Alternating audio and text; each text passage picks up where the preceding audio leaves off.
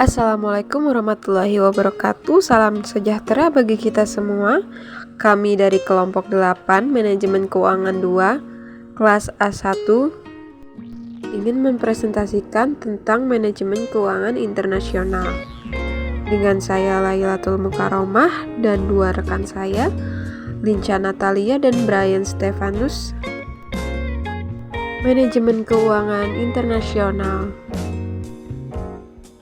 Pengertian manajemen keuangan. Manajemen keuangan internasional adalah manajemen keuangan dalam skala transaksi keuangan internasional. Prinsip manajemen keuangan internasional sama dengan manajemen keuangan domestik. Ruang lingkup utama dari pengambilan keputusan manajemen keuangan internasional meliputi keputusan investasi, keputusan perdanaan, dan kebijakan dividen. Jenis transaksi yang ditangani dalam manajemen keuangan internasional adalah antara lain ekspor, impor, dan pasar valuta asing. Sementara itu, ruang lingkup operasi manajemen keuangan internasional antara lain yaitu pasar valuta asing, mata uang asing, analisis investasi langsung, manajemen perusahaan multinasional, dan perbankan internasional. Definisi manajemen keuangan internasional. Manajemen keuangan untuk perusahaan multinasional. 1. Manajemen keuangan. 2. Perusahaan multinasional. Perusahaan multinasional. Pengertian fisik, perusahaan yang beroperasi di lebih dari satu negara. Operasi di 150 negara bukan merupakan hal yang aneh untuk perusahaan multinasional. Pengertian perilaku behavioral, perusahaan dijalankan oleh manajer global yang berusaha mengoptimalkan sumber daya di dunia, melakukan koordinasi strategis untuk optimasi sumber daya tersebut. Perusahaan multinasional versus doktrin keunggulan komparatif. Doktrin keunggulan komparatif sebagai teori statis asumsi, input atau faktor bersifat tidak mobil, statis. Perusahaan multinasional menyalahi doktrin keunggulan komparatif karena sumber daya saat ini sangat mobile. Perkembangan teknologi dan perkembangan sosial politik memungkinkan situasi tersebut. Motif perusahaan multinasional: 1. Mencari bahan mentah. 2. Mencari pasar. 3. Meminimalkan biaya. 4. Motif lain seperti memperoleh akses ke perkembangan teknologi dan keamanan. 4. Motif saling melengkapi. Evolusi perusahaan multinasional. Motif lain seperti perolehan akses ke perkembangan teknologi dan keamanan. Motif saling melengkapi. Tujuan manajemen keuangan. Tujuan manajemen keuangan dalam memaksimalkan kekayaan pemegang saham, keputusan investasi atau investment, dan pendanaan, financing.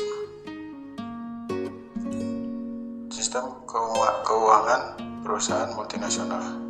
Multinasional versus domestik.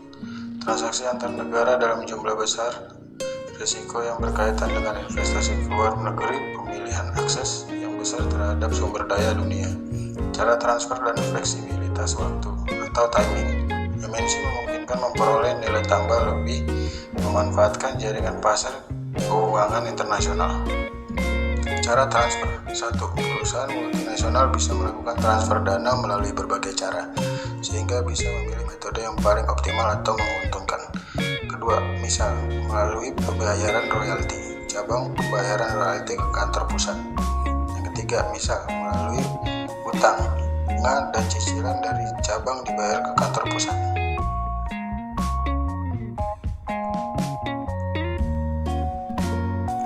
Fleksibilitas timing. Perusahaan multinasional bisa mempercepat atau memperlambat aliran dana untuk memaksimumkan keuntungan. Misal, jika mata uang rupiah diperkirakan akan depresiasi terhadap dolar, maka aliran kas keluar Indonesia sebaiknya dipercepat. Aliran kas masuk ke Indonesia sebaiknya diperlambat. Jika rupiah akan depresiasi, aset di cabang Indonesia diperkecil, hutang diperbesar. Berikut ini adalah pasar keuangan internasional. Pertama, cara transfer beragam. Berikutnya, timing transfer bisa dipercepat atau diperlambat. Berikutnya, mendapatkan nilai tambah. Dan di sini ada karakteristik mata uang dalam sistem ideal.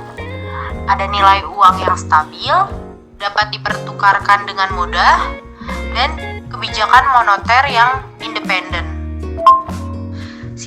penetapan kurs, free float atau yang bisa dibilang mengembang bebas, penetapan mekanisme pasar, manajemen float yang dikelola atau yang bisa dibilang float yang dikelola, intervensi bank sentral dengan bentuk menstabilkan fluktuasi harian, menunda kurs tetap secara tidak resmi, perjanjian zona target tertentu pada isu sebagai contohnya.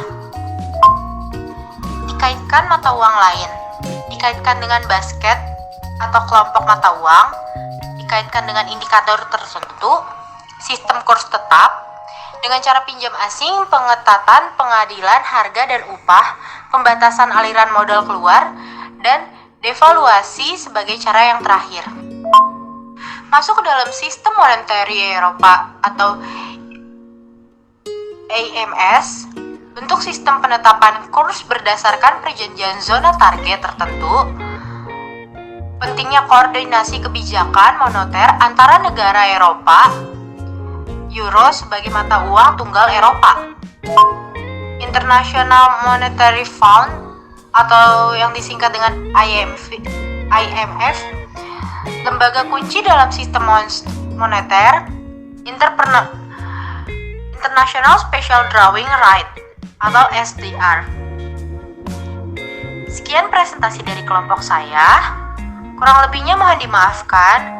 Semoga ilmunya bisa bermanfaat untuk kita semua. Wassalamualaikum warahmatullahi wabarakatuh.